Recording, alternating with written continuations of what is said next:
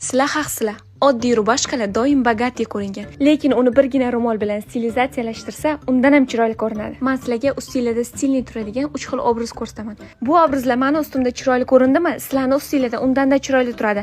Agar o'zingizlarga yoqsa, ko'chaga kiyib chiqishdan umuman uyalmanglar qizlar. Chunki ro'mollar 2025-yilning eng trendy aksessuarlaridan biri hisoblanadi. Ko'rib turganingizdek, hech qanaqa qiyin joyi yo'q, to'g'rimi qizlar?